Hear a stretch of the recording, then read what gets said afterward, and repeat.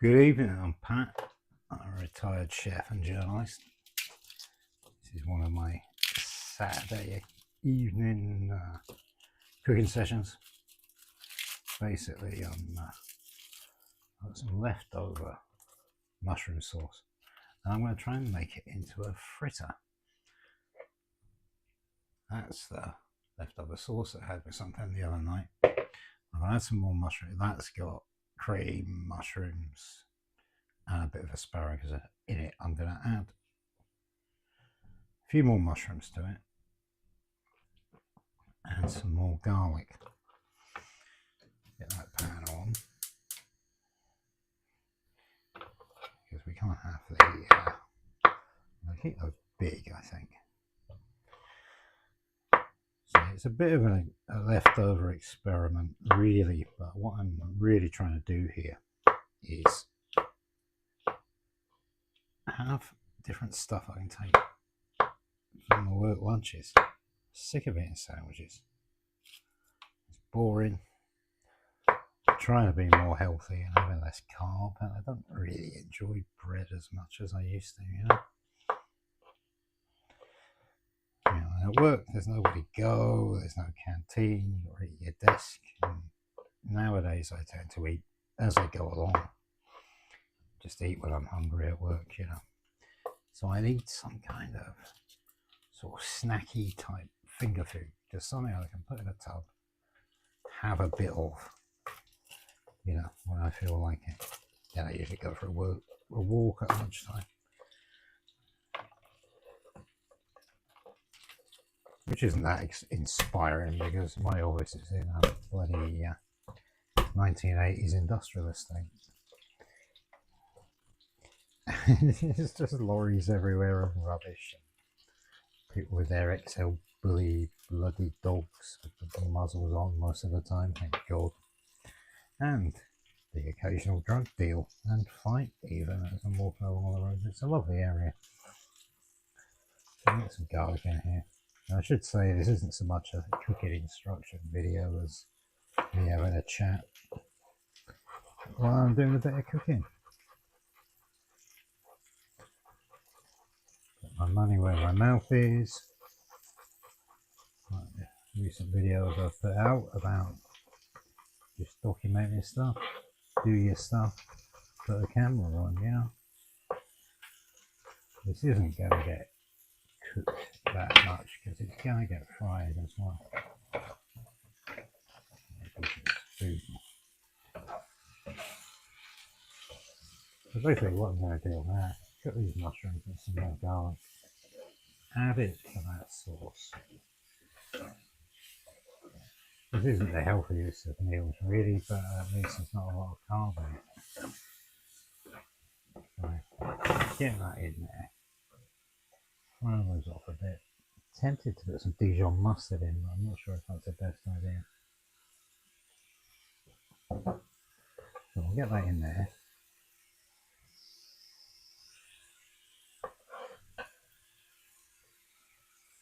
And those bits as well. There's some lumps in, which is good. Always nice in a fritter. Nice lump of garlic. You know, garlic's good for you. And what us people over 50 think to do is to get more of this sort of stuff in our bodies. Mushrooms are good for you. Garlic is especially good. Finally, some olive oil. One of the buggers is I'm going to have to cool this down after I've cooked it a bit. I need to let it cool because I'm going to put an egg in this to hold it together and a bit of wholemeal flour, which again helps it hold together a bit and it will give it a bit more sort of a nuttiness. Even though, you know, it is a bit of carb, but you do need carb. You know, you shouldn't just do no carb.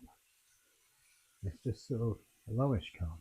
Don't make carb the thing to fill you up, you know. Now that's smelling not bad. It needs a little bit longer.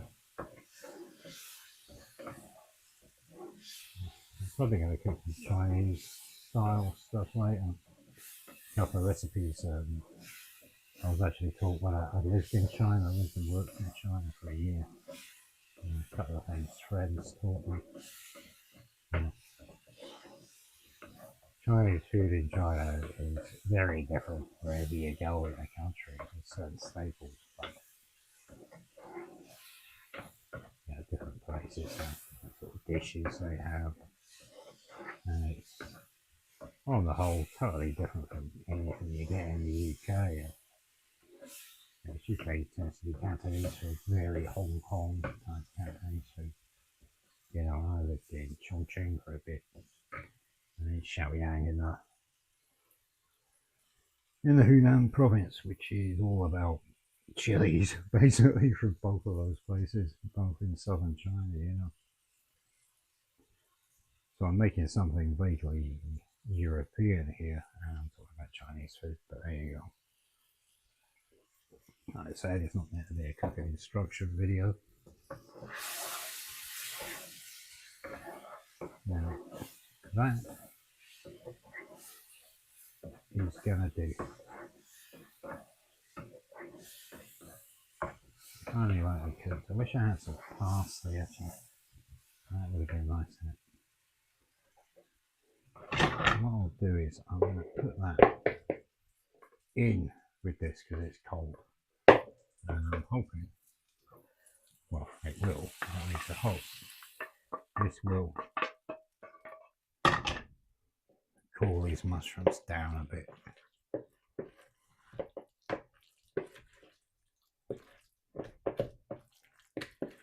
Because we don't, if we're going to put an egg in it, you know, you don't want it to get scrambled in the heat, you know.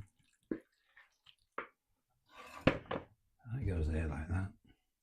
And I'll get a bowl, just a small one. And I think one egg should do to bind it. So I'll get one egg in.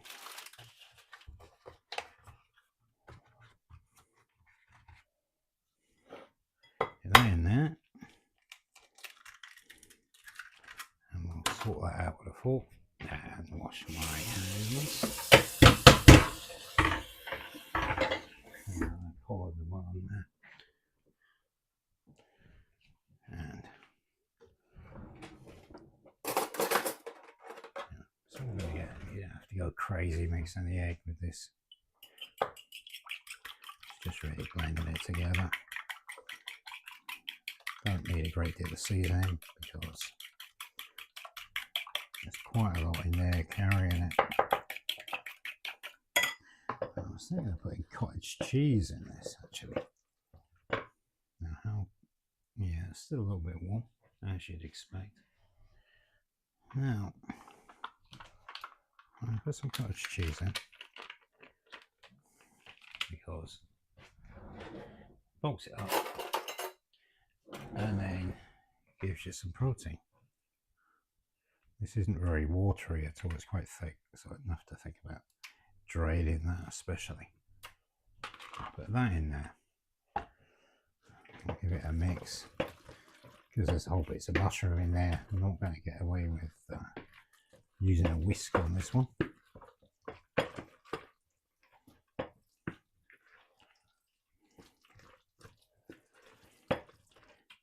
And we'll get some flour in there. So a little bit of wholemeal flour, and I'm going to sift that.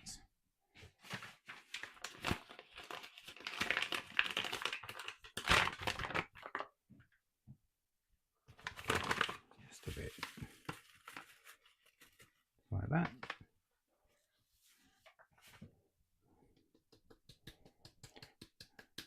You shouldn't really do this while the other stuff is warm, but I'm going to anyway. Yeah, you can put nuts in this as well. Some of the husk that shows it's actually not bad wholemeal flour. I'm going to put that in too. Main thing is when you sift something, it just stops it from clumping, you know.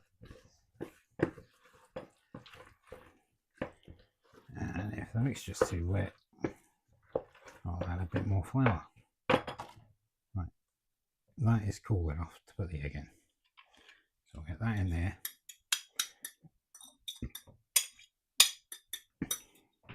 Get rid of this. Yeah, and that can be stirred in. That is definitely going to need more flour. This won't make many fritters. Don't need many. And it is, after all, just an experiment. So, get some more flour in there.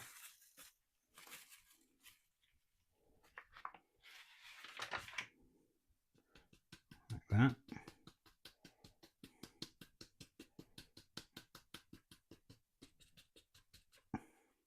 Get those good bits in there.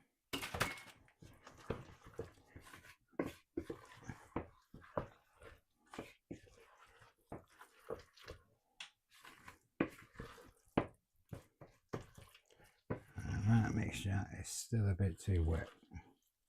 I'm going to put in a bit more flour. And then I think what I'm probably going to have to do is chill this down a bit.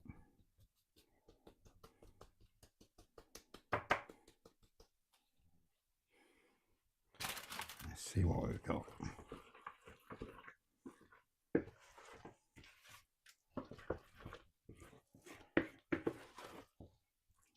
As fritter batter goes, this is very much a batter. What I'm going to do is I'm going to put this in the fridge, give it a sniff. I might put a little bit of salt and some black pepper.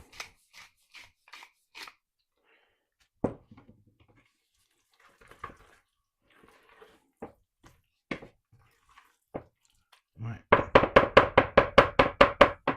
that is going to go in the fridge for maybe 20 minutes.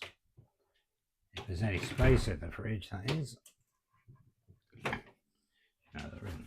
Let's move this stuff around. Get that in there. I'm not going to sod around with fast forwarding and stuff. I'm going to pause this video, give it 20 minutes, and then we'll try to fry them and see what happens.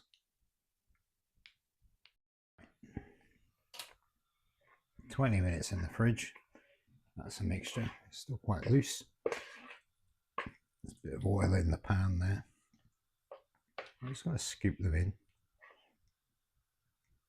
See what happens. You can't have the oil too hot, so just burn them and everything will be raw in the middle. So at a medium heat, reasonably hot just now. And then, you know, putting this mixture in, it cools down the oil. You never want to overcrowd the pan.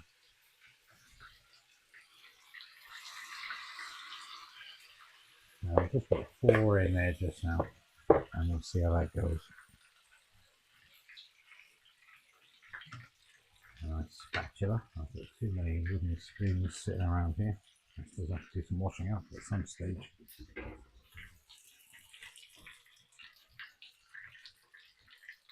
You know, if you do it too cold, it just sucks up the oil. So you got to find that sort of medium heat. I'm going to turn that down a bit. Now, one of the things, if you ever find you've got something in the pan, the oil's too hot,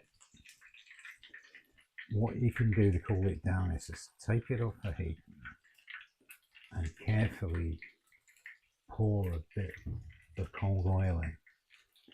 Okay, and that will stop things burning. Another thing about frying is, apart from that obvious thing of having the oil hot enough, is you've got to trust it a bit. You know, that's crisping up a bit on the sides there, but you've got to kind of leave it a bit. Don't mess with it too much, you know, because you've got to, you know, it's got to hold together a bit. You know, we don't know how this is going to turn out because it's an experiment. And one of the things about being a chef or a cook or whatever, you know, you replicate it. You learn how to do something first before you put it on a menu, before the paying public get anywhere near it. You know, and you have to experiment a bit like this. And get it right. This may work, it may not. I don't know how does it work. Alright, that is, it shows the oil was a bit too hot there. But that's alright. It's maybe a bit too cold now, we might have to put it up. Like that. You don't really want those sides to be done anymore. Now, that's the kind of thing I wanted. I want some caramelization on it. So it's a bit cooler now.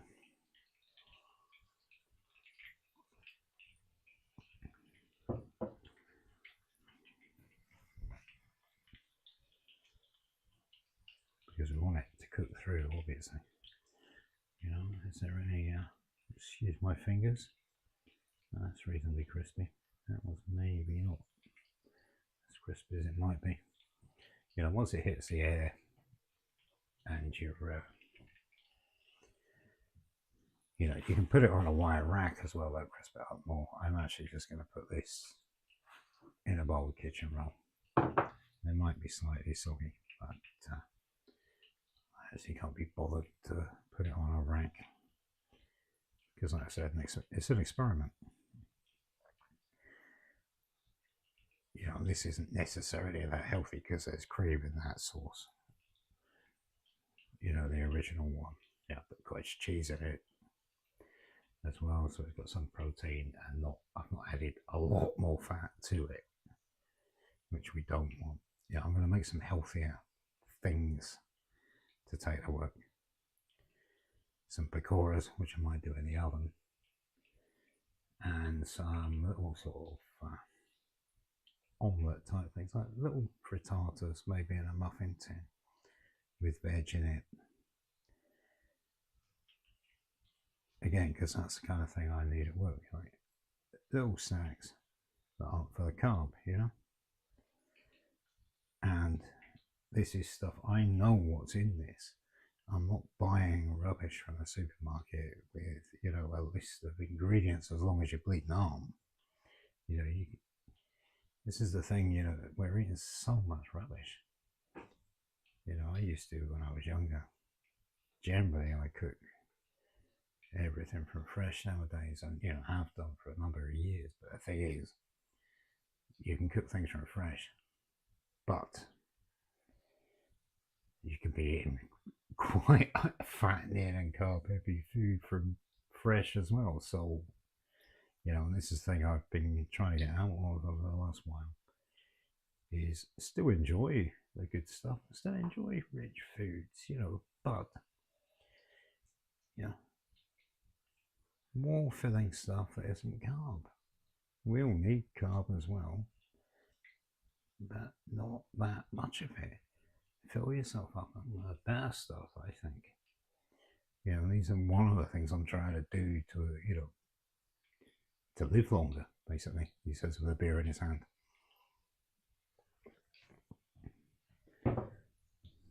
But every little helps.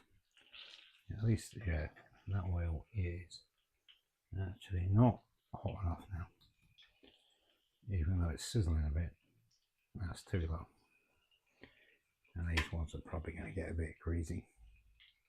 It's a bit like when you make pancakes, the first few are always rubbish. The same happens with fritters, you know.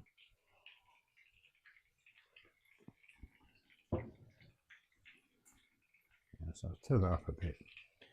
Maybe I'll do a little bit more. The good thing about things like this is, even if that's a bit soggy, so I'm not eating this straight away, I'm going to eat it later on,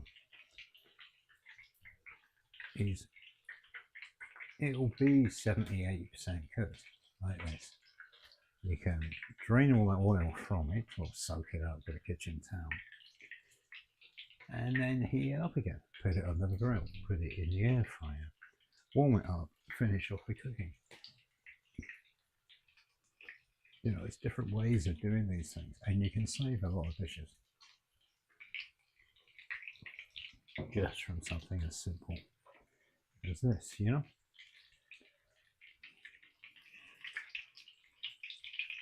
Another little trick when you're frying, works more with deep frying, but if you take something out of the oil a little while, put it back in, it's just cooled down a little bit.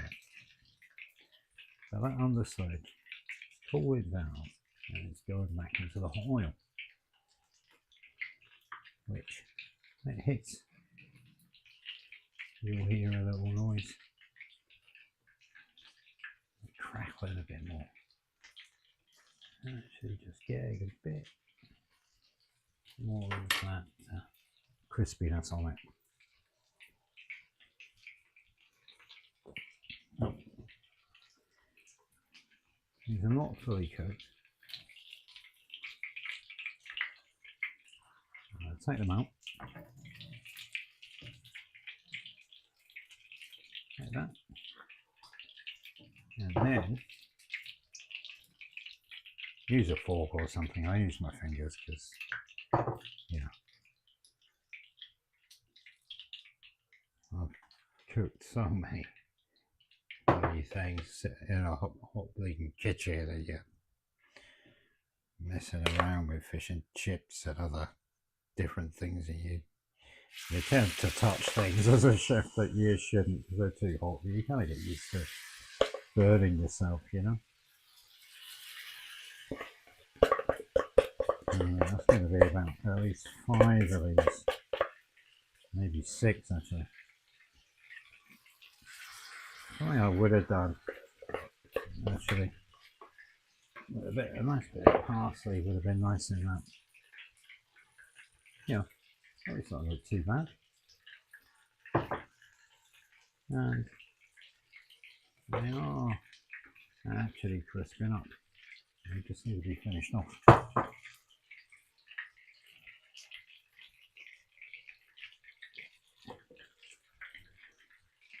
And what I'm probably going to eat them with is a sauce I made the other night. It's basically a chimichurri sauce. I made a video of it. Oh, that smells good. That's basically coriander, parsley, chili and garlic, and oil. And you blend it all up. And that's going to be a nice dipping sauce with that. So I'm not going to eat much tonight.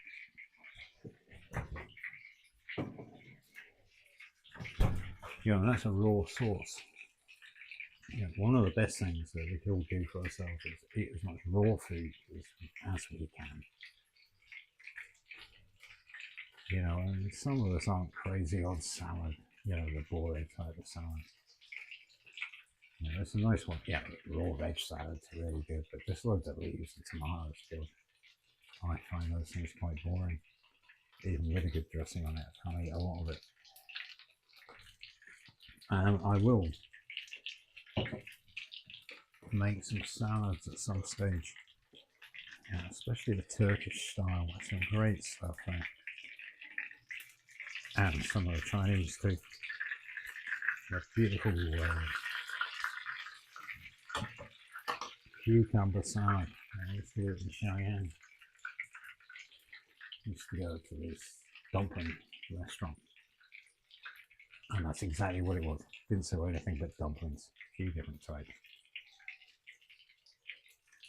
And you used to get this cucumber salad there. And presumably you still do. And it was just pretty much some bruised, chopped cucumber, salt, pepper, loads of raw garlic mixed in it, vinegar, yeah, a little bit of oil. And that was basically it. You know, on the table, the condiments generally in that restaurant was a load of chopped raw garlic, a load of minced chilies, and a couple of different types of vinegar. You know, like a white one and a darker fermented one. It just went beautifully with these dumplings, you know, they were lovely. Oh, the other thing that would be chopped coriander on the cucumber as well. It's so nice and cooling. You know, they're pretty much they're a little bit dark as well. Let's have it. Which is how we experiment. Oil's a bit too hot.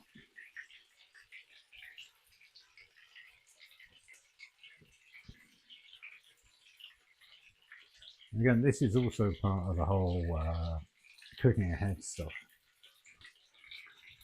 Yeah, you can do things like this, put it in the fridge, in a tub in the fridge. You can freeze it like this, take it out, put it in an oven or air fryer under the grill, finish off cooking time, and then you've got a meal. You know, I found that, you know, I always like to cook meals at night, so I don't like processed food, I like prepackaged food. So I end up wasting a lot of my evening cooking.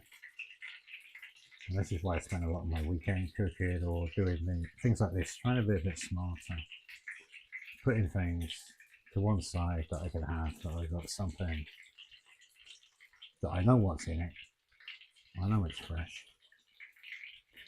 And all part of what I'm doing here is seeing what I could do to have healthy lunches as well, because I don't really eat that healthily when I'm at work. I'm fine when I'm at home. Very easy just to really change what you do when you're working, because if you do it because it's easy. This is the next bit of my life I'm trying to improve, is to actually have, you know, a healthier day and not just healthy food, you know, in the evening. Actually have something. Even this is better than eating a sandwich, I think. Especially if you buy one from the supermarket or that bloody Greg's place. Their sandwiches and bleeding sausage rolls and Carb City. Yeah, you don't know what's in that.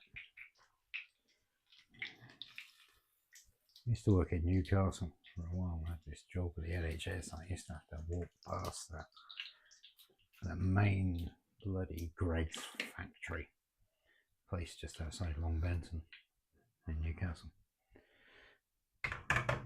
Huge place it was. See all these lethargic people dragging themselves in at about 7 in the morning. Always felt sorry for the poor sods. Also thought it was possibly the most evil places in the world. Okay, so that's what we got. Yeah, this isn't a normal cooking video. This is more me just doing what I do anyway, and I just thought I'd film it and put my money where my mouth is, because a lot of the videos say just record what you do. So there you go. I have. If you want to know how is it worked out, if you want to know how to make this kind of stuff, just put a comment in and I'll do my best to, you know, just give you some kind of recipe and see what you can throw together. If there's anything you throw together like this, especially leftovers, I'd love to hear about it. Tell me what you do. Even better, video it. Send it to me. I'd love to see it. You know, I especially like any sort of family recipes, like stuff your mum or your granny used to do, you know, frying some leftovers up the next day, that kind of thing, you know. But let me know. I'd love to hear from you. You could even like and subscribe if you want, if you've come this far.